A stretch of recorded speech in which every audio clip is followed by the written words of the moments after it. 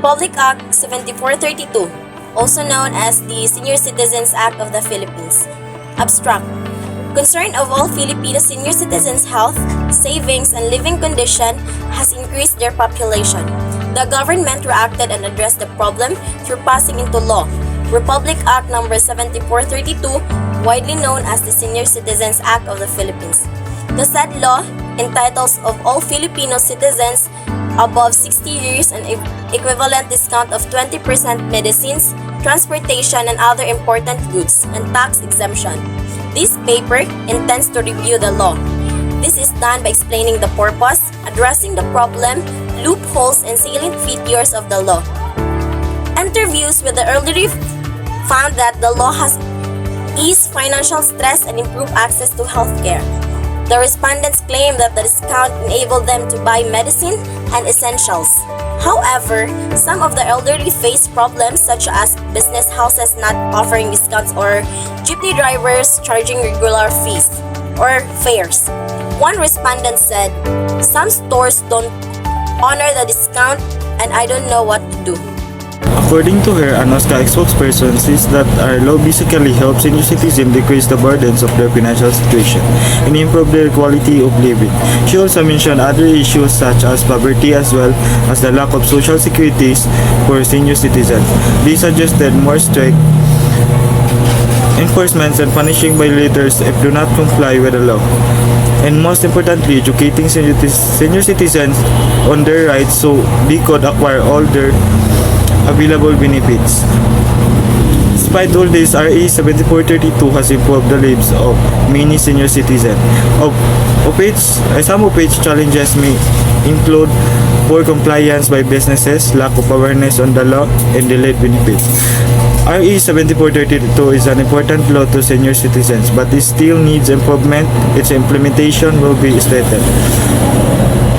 More public campaigns and easier procedures in accessing the benefits would make the law more effective. Future studies should concentrate on the impacts of the law in rural areas and how to improve the implementation of the law. Now going to discuss to you the introduction of 7432. The Republic Act 7432 is an important law to senior citizens. The growing numbers of senior citizens in the Philippines is raising important concerns about their welfare. Appreciating the important roles of the senior citizen in the society and establishing and addressing the problems they face. The Philippines government established Republic Act No. 7432, also known as the Senior Citizens Act. This law was created to give benefits and privilege to Filipino aged 60 years and above to improve their quality of life, promoting their well-being, and ensure the active participation in nation building. Addressing this law is important because senior citizens are belonging to the vulnerable sector. Lots of elderly experiences financial stability, health issues, and social isolation. So Republic Act 7432 will address these challenges by mandating discounts, tax, exemptions, and other benefits.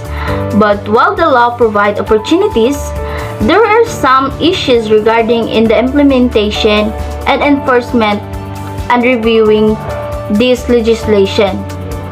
So another way to understand is it better. So this article will discuss the summary of Republic Act 7432 and the key provision and intended beneficiaries, and then the strengths and positive impacts to the law, the challenges and limitation in the implementation, and also suggestion to improve the effectiveness and enforcement of Republic Act 7432. The Republic Act No. 7432, also known as the Senior Citizens Act, was passed in the Philippines in 1992 to provide benefits and privileges to senior citizens. The law is designed to help older citizens, especially those with limited income, by giving them various benefits. There are key provisions of RA 7432. First is senior citizens receive 20% off on the items like medication, transportation, food, medical services. Senior citizens get tax exemptions, especially on their income and property taxes. Free or discounted healthcare services, including hospitalization and medical treatments. Now, senior citizens get priority in government offices, making its services easier. The law mainly benefits Filipino citizens who are 60 years old, older, or above, especially those who are poor, unemployed, or have no pension. The law, RA 7432, have strength and positive impacts. First is, the discounts and tax exemptions help senior citizens save money on essential items like medicines and transportation. It improves their quality of life. With discounts on medical bills, it makes healthcare more affordable for the elderly people, especially those with chronic illnesses. The law encourages elderly citizens to remain active in society by making services more accessible and encouraging participation in social and economic activities. However, not all businesses follow the law. Some may refuse to give discounts or do not offer them as required by the law. Increase monitoring and enforcement of the law, ensuring that all businesses and local governments comply with the provisions, especially with the discounts and priority services. Conduct more public information, advocacy to educate senior citizens on their rights. Now, this paper focuses on the impact and effectiveness of Republic Act No. 7432, generally known as RA 7432. The objectives are to gain a clear understanding of its purpose, the problems that it addresses, its salient features, and loopholes in the implementation. A good understanding was gained through the interview with senior citizens and with an OSCA spokesperson from the elderly and government officials responsible for enforcing the law. Now, to gain more personal insights, we interviewed two senior citizens, age 60 and above. The interviews were designed to explore understanding of RA 7432 and how it affects their daily lives. The senior citizens were requested to explain what they believe that the law is trying to do. The respondents shared that they feel that the most important thing that RA 7432 wants to do is support senior citizens through financial elevation and easier access to health services. The respondents explained that the law is trying to help us a better life because they will give us discounts and healthcare. When we asked what problems that the law addresses, the respondents pointed to financial difficulties and lack of healthcare access. The respondents shared, before the law, I would rather not buy medicine because I couldn't. But now, the discounts helps a lot. The senior citizen which we interviewed mentioned that they were not able to receive all the benefits to which they were entitled. Problems such as some stores not honoring the discounts of senior citizens. When it comes to transportation, there are still jeepney drivers that didn't comply with the law. Participants stated some stores refuse to give the discount. Other jeepneys charge my fare as a regular, and I don't know what to do about it. Now, to gain more understanding of the law, we interviewed an OSCAP spokesperson from the local government unit and city social welfare. This interview focused on the government's role ensuring the RA 7432 is effectively carried out in addressing any obstacles. The OSCA spokesperson further said that the law would improve the quality of life for the senior citizens. The law was enacted for the welfare of senior citizens as they would be able to receive benefits like tax exemptions and discounts on essentials. The law gives elderly Filipinos the respect and support they deserve, especially in terms of healthcare and financial aid. The spokesperson stated, Now, the representative was asked about the issues the RA 7432 covers, such as the poverty among elderly and lack of social security. She explained many elderly people live on tight or low incomes. Some of them have grandchildren that they took care, and RA 7432 helps relieve some of that burden, especially when it comes to buying medication and essential services.